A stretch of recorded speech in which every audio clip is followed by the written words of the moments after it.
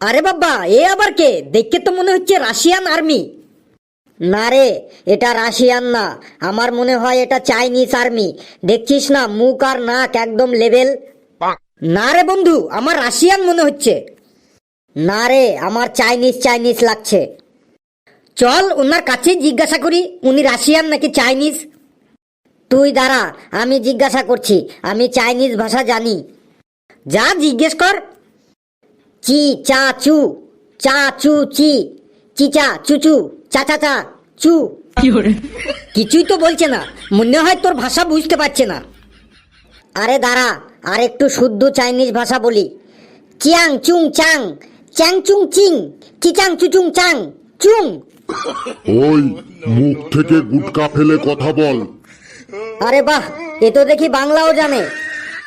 এর সাথে সময় নষ্ট না করে তাড়াতাড়ি চল জায়গায় গিয়ে বসি, স্যার চলে আসবে। এই সবাই চুপ, স্যার আসছে।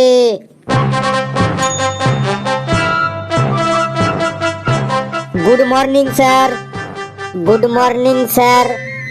হ্যাঁ, গুড মর্নিং গুড মর্নিং। তোরা বস। তো আমার গুণধর ছাত্রছাত্রীরা, তোরা আজ পরীক্ষার জন্য তৈরি হয়ে এসেছিস তো? আমরা তো সব ফাটাফাটি তৈরি হয়ে এসেছি, কিন্তু কিন্তু আবার কিন্তু কিসের?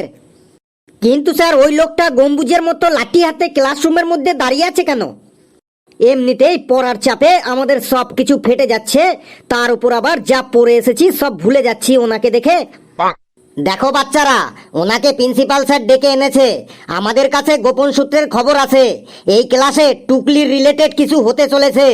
বাইরে থেকে কিছু লোক আসবে টুকলি করানোর জন্য। তাই প্রিন্সিপাল স্যার খবর পেয়ে আগে ভাগেই বাউন্সার মজুত করে রেখেছে। তোদের টেনশন নেওয়ার কিছু নেই, উনি তোদের কিছুই বলবে না। তোরা শুধু টুকলি টুকলি কিছু করিস না, আর টুকলির রিলেটেড কিছু করিস না, okay? Okay sir. Sir, time হয়ে গেছে, কোশ্চেন দিয়ে দিন। হ্যাঁ স্যার, ঘেট্টু ঠিকই বলেছে, টাইম হয়ে গেছে, কোশ্চেন দিয়ে দিন। না হলে তো আবার শেষে 1 মিনিটও আপনি এক্সট্রা সময় দেবেন না, ঘন্টা পড়ার সাথে সাথেই খাতা কেড়ে নেবেন। ফেলু আর ঘেটুকে বলছি, বেশি পাকামি করিস না তোরা। ঠিক টাইম মতো আমি কোশ্চেন দিয়ে দেবো, এখনো 2 মিনিট বাকি আছে।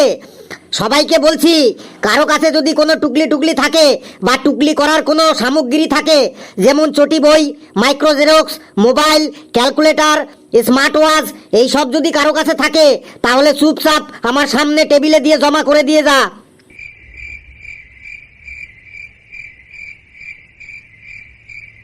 বেশ, তাহলে তোরা বলতে চাইছিস তোদের কাছে কোনো কিছুই নেই, কিন্তু এরপর যদি কেউ টুকলি করতে গিয়ে ধরা পড়িস, তাহলে এই বাউন্সার দেখতে পাচ্ছিস তো, একদম মাথায় গিয়ে মারবে, ডাইরেক্ট হেডশট। কথাটা মনে থাকে জানো? ভয় দেখাচ্ছে স্যার, ভয় দেখাচ্ছে। ঠিক কি বলছিস, ভয় দেখাচ্ছে স্যার, ভয় দেখাচ্ছে আমাদের। সত্যি স্যার, আমাদের ভয় দেখাচ্ছে কিন্তু। বেশ, আমার গুণধর ছাত্রছাত্রীরা, তোরা শান্ত হয়ে বস, আমি কোশ্চেন দিচ্ছি। সবাই কোশ্চেন পেপার অ্যান্সার শিট পেয়েছিস? হ্যাঁ স্যার, পেয়েছি। নিয়ম অনুসারে প্রথম 5 মিনিট প্রশ্নটা ভালো করে দেখে নে। বেশ, 5 মিনিট হয়ে গেছে। এবার সবাই নিজের নিজের নাম লেখ, তারপর বাবার নাম, তারপর মায়ের নাম, তারপর দাদু দিদার নাম, মাদার সাইড ও ফাদার সাইড, তারপর ভাই বোনেদের নাম, তারপর দুজন করে প্রিয় বন্ধু বান্ধবীর নাম লেখ। বেশ, লেখা হলো, এবার উত্তর লেখা শুরু কর। রেডি, সেট, গো।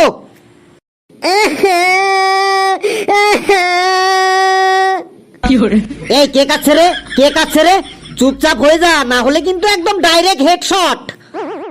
হে প্রভু, এ কি হলো আমার? কিছুই তো মনে পড়ছে না। চোখ বন্ধ করে মনে করার চেষ্টা করি, যদি কিছু মনে পড়ে।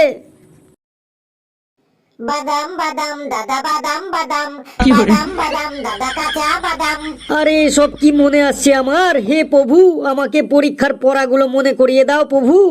আবার চোখ বন্ধ করে মনে করার ট্রাই করছি, যদি কিছু মনে পড়ে। পায়ের তোরা হাতের বালা থাকে যদি সিটি গোল্ড চেন দিয়ে যাবেন, তাতে সমান সমান তোমরা বাদাম পাবেন। এ কি হলো আমার? পড়া মনে পড়ছে না কেন? এসব কি মনে পড়ছে এখন? হে প্রভু, আমাকে পড়া মনে করিয়ে দাও। আবার একবার ভালো করে চোখ বন্ধ করে মনে করার চেষ্টা করি, দেখি মনে পড়ে কিনা। মোবাইলে বোর্ডগুলো 5 টাকা দাম, পায়ের তোরা হাতের বালা থাকে যদি সিটি গোল্ড চেন দিয়ে যাবেন তাতে সমান সমান তোমরা বাদাম পাবেন। বাদাম বাদাম দাদা বাদাম বাদাম। হে প্রভু, বারবার ট্রাই করছি কিন্তু পড়াশোনার ব্যাপারে কিছুই তো মনে পড়ছে না আমার। বেশ, বারবার যখন গানই মনে পড়ছে তখন গানই লিখে দিচ্ছি। পায়ের তোরা হাতের বালা থাকে যদি সিটি গোল্ড চেন দিয়ে যাবেন তাতে সমান সমান তোমরা বাদাম পাবেন। বাদাম বাদাম দাদা বাদাম বাদাম, বাদাম বাদাম দাদা কাঁচা বাদাম, আমার কাছে নাইকো বুবু ভাজা বাদাম, আমার কাছে পাবে শুধু কাঁচা বাদাম। কে কে কে গান গাইছে? বাউন্সার, দেখো তো কে গান গাইছে। মারো মারো, ওকে মারো, ডাইরেক্ট মাথায় শট করো। স্যার, অ্যান্সার মনে করার অনেক চেষ্টা করলাম, বারবার ট্রাই করলাম। যখনই চোখ বন্ধ করে অ্যান্সার মনে করতে যাই তখনই এই গানটা মনে চলে আসছে, তাই আমি এই গানটাই লিখে দিচ্ছি। আমি তো অ্যান্সার মনে করতে যাচ্ছি কিন্তু মনে না আসলে আমি কি করব স্যার? এতে আমার কি দোষ স্যার? এতে তোর কি দোষ, তাই না? এতে তোর কি দোষ? মারো, ওকে মারো। পড়াশোনা বাদ দিয়ে সারাদিন মোবাইলের রিল দেখবি, তাহলে কি পরীক্ষার সময় আর অ্যান্সার মনে পড়বে? ওই রিলগুলোই তো মনে পড়বে। আবার বলছে আমার কি দোষ, আমার কি দোষ। আর হবে না স্যার, এবারের মতো ছেড়ে দিন স্যার। না, কোনো সারাসারি নাই। বাউন্সার, যাও ডাইরেক্ট মাথায় শট করো। স্যার ছেড়ে দিন স্যার, এবারের মতো ছেড়ে দিন। হ্যাঁ স্যার, এবারের মতো ওকে ছেড়ে দিন। স্যার ওকে ছেড়ে দিন স্যার এবারের মতো। তোরা চুপ কর, তোরাও সব একই দলের। যা, এবারের মতো তোকে ছেড়ে দিলাম। আর যদি গান গাস তাহলে কিন্তু তোকে মেরে একদম সিঙ্গারা বানিয়ে দেব, কথাটা মনে থাকে যেন। স্যার, লুজ সিট লাগবে। আরে হাবলু, পরীক্ষা শুরু হতে না হতেই তো লুজ সিট চাই? আগে মেন খাতা তো ভর্তি কর। কি করবি, লুজ সিট নিয়ে বাড়ি নিয়ে যাবি? ওই ঘেটু, আমি লুজ সিট নিলে তোর অসুবিধা কিসের? আমার মেন খাতা ভর্তি হয়ে গেছে। তুই তো কিছু জানিস না, তাই তুই লিখতে পারছিস না। লুজ পেপার নিলে কত আনন্দ হয় তুই কি করে জানবি?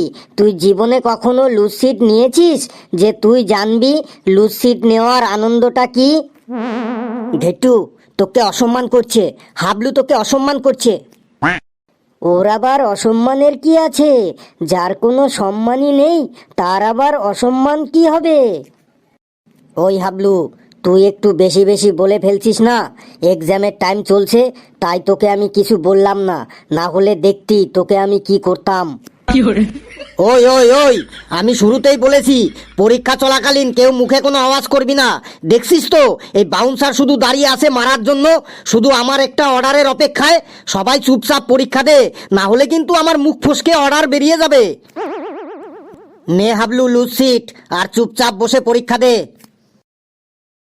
লেবু, ওই লেবু। বলুন স্যার। ওই লেবু, তুই টুকলি করছিস তাই না? না স্যার, না, কোনো টুকলি টুকলি করছি না আমি। কে বললো স্যার আপনাকে আমি টুকলি করছি? এই, তুই আমার সামনে আয় তো এইখানে। বলুন স্যার কি বলবেন? এই 42 ডিগ্রি গরমে আমরা কেউ পাতলা জামা কাপড় পরেও ঠিক থাকতে পারছি না, আর তুই কোট পরে এসেছিস কেন?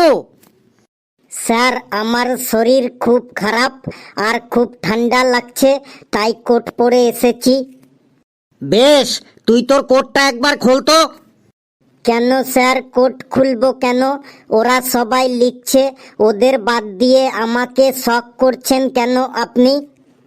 বেশি কথা বাড়াস না তুই, তুই তোর কোটটা চুপচাপ খোল। না স্যার, খুব ঠান্ডা লাগছে আমার। কোট খুললে আরো বেশি শরীর খারাপ হয়ে যাবে আমার। আচ্ছা, তুই তাহলে ভালোভাবে শুনবি না তাই তো? ওই ওই, ওকে মারো তো, ওকে মারো, ডাইরেক্ট হেডশট। না স্যার, এমন করবেন না, মারবেন না স্যার, মারবেন না আমাকে।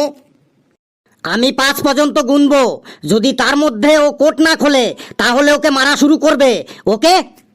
না স্যার না, আমার সাথে এমন করবেন না, আমাকে মারবেন না স্যার। 1, 2, 3, 4, 4.5, 4.5, নাম্বার লাস্ট, একদম শেষ, 5। উরে বাপ রে বাপ, সাব্বাস লেবু সাব্বাস। আমি মনে মনে যেটা ভেবেছিলাম একদম তাই। দেখলি আমার প্রেডিকশনটা কেমন? এত অ্যান্সার তো কোশ্চেন পেপারেও আসেনি যত তুই টুকলি নিয়ে এসেছিস। একদম টুকলি দিয়ে মালা বানিয়ে নিয়ে এসেছিস। বল লেবু, তুই বল, এখন আমি তোকে কি করব? তোকে মারবো নাকি ছেড়ে দেবো? স্যার এবারের মতো ছেড়ে দিন স্যার, আর কোনো দিনও করবে নাই। কেন? এতক্ষণ তো খুব গরম দেখাচ্ছিলি। আমার কাছে কিছু নেই, আমার শরীর খারাপ, আমার ঠান্ডা লাগছে, খুব অ্যাটিটিউড দেখাচ্ছিলি এতক্ষণ। এখন পুরো মিয়ে গেলি কেন, পুরো ভেজা বেড়ালের মতো? স্যার আর কোনো দিনও টুকলি করব নাই। আপনার দিব্যি, আমার দিব্যি, এই স্কুলটার দিব্যি। এবারের মতো ছেড়ে দিন স্যার, আপনার পায়ে ধরছি স্যার, ছেড়ে দিন স্যার। স্যার প্লিজ স্যার, ওকে ছেড়ে দিন স্যার। আমি ওকে বাইরে গিয়ে ভালো করে বোঝাবো স্যার, যাতে ও ভবিষ্যতে এরকম না করে স্যার। স্যার ওকে ছেড়ে দিন স্যার। স্যার প্রথমবার করেছে তো স্যার, এইবারের মতো ওকে ছেড়ে দিন। ছেড়ে দিন স্যার, ওকে ছেড়ে দিন এবারের মতো। স্যার সবাই যখন বলছে ছেড়ে দিতে, স্যার ছেড়ে দিন স্যার। আর বাপের জন্য কোনো দিনও টুকলি করব না স্যার। চুপ! যা, সবাই যখন বলছে তখন এইবারের মতো মাফ করে দিলাম। এরপর যদি ধরা পড়িস একদম মেরে সিঙ্গারা বানিয়ে বাড়ি পাঠিয়ে দেবো। যা, ওইগুলো বাইরে গিয়ে ফেলে দিয়ে আয়। কামিং স্যার, আসছি ভেতরে। আয়, জায়গায় গিয়ে বস। স্যার দুটো লুসিট দিন আমাকে। কিরে হাবলু, তোর আর কত লুসিট লাগবে? এত লুসিট নিচ্ছিস, তুই কি বাড়ি নিয়ে যাবি লুসিট? আমরাও তো পরীক্ষার ফিস দিয়েছি, আমাদেরও তো লুসিট দরকার। তুই যদি একাই এত লুসিট নিয়ে নিস তাহলে আমরা কি নেবো হাবলু? চুপ সবাই, না হলে কিন্তু আমি এখনই মারার অর্ডার দিতে বাধ্য হব। এই নে হাবলু লুসিট। আর কারো লুসিট লাগবে? শীত শীত লুসিট, লুসিট, গরম গরম লুসিট, ঠান্ডা ঠান্ডা লুসিট, ঝাল ঝাল লুসিট, মিষ্টি মিষ্টি লুসিট। শীত লাগবে শীত, শীত শীত শীত, লুসিট লাগবে লুসিট। এই ঘেটু, একটা বলে দে। কোনটা বলবো বল? পলাশির যুদ্ধ কবে হয়েছিল বল? ওই সময় আমি বাড়ি ছিলাম না, মামার বাড়ি গেছিলাম, তাই বলতে পারবো না পলাশির যুদ্ধ কবে হয়েছিল। অন্য কিছু বল। ওই কালু বল ভাই, পলাশির যুদ্ধ কবে হয়েছিল? যুদ্ধ টুদ্ধ আমি করিও না, আমার ভালো লাগে না। অন্য কিছু বল, শান্তির কথা বল, শান্তির কথা। ফেলুরে ভাই, একটা বলে দে ভাই। কোনটা বলবো বল? ইংরেজরা ভারতে না আসলে কি হতো? এটা একদম সহজ। ইতিহাস বই থেকে ইংরেজ শাসন চ্যাপ্টারটা বাদ হয়ে যেত, আর ইতিহাস বইটা আরো পাতলা হয়ে যেত। আমি 2 মিনিটের জন্য বাইরে যাচ্ছি। এরা যদি কেউ টুকলি টুকলি করে তাহলে এদের সাথে কথা না বাড়িয়ে ডাইরেক্ট হিট শুরু করবে। Okay sir. ফেলু রে ভাই রে, একটা বলে দে প্লিজ ফেলু ভাই। কোনটা বলবো বল? আদিম মানুষদের সাথে বর্তমান মানুষদের পার্থক্য কি, এটা একটু বলে দে ভাই। এটা তো অনেক বড়, 5 নম্বরের কোশ্চেন। তুই বলে যা, আমি ঠিক লিখে নেব। ওই ওই, এবার কথা বললে কিন্তু একদম ডাইরেক্ট হেডশট। দাদা তোমাকে দেখতে কিন্তু বিরাট হ্যান্ডসাম, একদম ঋত্বিক রোশনের মতো। সত্যি? হ্যাঁ দাদা, সত্যি সত্যি সত্যি, একদম ঋত্বিক রোশনের মতো। এবার বল ফেলু, উত্তরটা কি? আদিম মানুষদের সাথে বর্তমান মানুষদের পার্থক্যটা কি? আমিও লিখে নি। নে লেখ, আদিম মানুষের সাথে আর বর্তমান মানুষদের সাথে পার্থক্য কি? আদিম মানুষদের কোনো ঘর বাড়ি ছিল না, তবুও তারা গাছের তলায় নিশ্চিন্ত মনে ঘুমাতে পারত। কিন্তু বর্তমানে মানুষদের অনেক বড় বড় বাড়িঘর, খাট বিছানা থাকা সত্ত্বেও তাদের মনে ছেলে পুলে, বউ বাচ্চা, টাকা পয়সা, আত্মীয় স্বজন নিয়ে এত টেনশন যে এরা ঠিক মতো ঘুমাতেই পারে না। তারপরে লেখ, আদিম মানুষদের বাড়িতে এসি ফ্রিজ ছিল না, তাতেও তাদের কখনো অসুবিধা হতো না। কিন্তু এখনকার মানুষদের বাড়িতে এসি ফ্রিজ থাকা সত্ত্বেও গরমে পাগল হয়ে যায়। আদিম মানুষদের ঘরে কারেন্ট না থাকা সত্ত্বেও তারা সুন্দরভাবে জীবনযাপন করতে পারত। কিন্তু এখন 5 মিনিট কারেন্ট গেলেই হলো, 5 মিনিট কারেন্ট অফ হলেই হলো, মানুষ একদম পাগলের মতো ছটপট করে। তারপরে লেখ, আদিম মানুষ জঙ্গল কেটে চাষের জমি তৈরি করেছিল, আর এখনকার মানুষ সেই চাষের জমিতেই বড় বড় বিল্ডিং তৈরি করছে। আগেকার মানুষ যা পেত তাই খেত, কাঁচা মাংস পোড়া মাংস খেয়েও তাদের কোনো শরীর খারাপ হতো না, একদম হজম করে ফেলতো। আর এখনকার মানুষ যা খাচ্ছে তাতেই গ্যাস হয়ে যাচ্ছে, অম্বল হয়ে যাচ্ছে, কারো কারো পাতলা পায়খানা হয়ে যাচ্ছে, মানে জল খেলেও অম্বল হয়ে যাচ্ছে, একদম যা খাচ্ছে তাতেই পেট খারাপ। তারপরে লেখ, আদিম মানুষ আত্মরক্ষার জন্য, ভালোভাবে বেঁচে থাকার জন্য সকলে মিলে জোটবদ্ধ হয়ে বসবাস করতে শিখেছিল। আর এখনকার মানুষ ভালোভাবে নিজের স্বার্থ রক্ষার জন্য, নিজের সুখ শান্তি বজায় রাখার জন্য সেই জোট ভেঙে, পরিবার ভেঙে ছোট ছোট পরিবার করে বসবাস করতে শুরু করেছে। কেউ কেউ আবার ভাই বোন এমনকি বাবা মাকেও অবহেলা করে আলাদাভাবে বসবাস করে, আবার তার মডার্ন নাম দিয়েছে মাইক্রো ফ্যামিলি। আহারে আমার মাইক্রো ফ্যামিলি।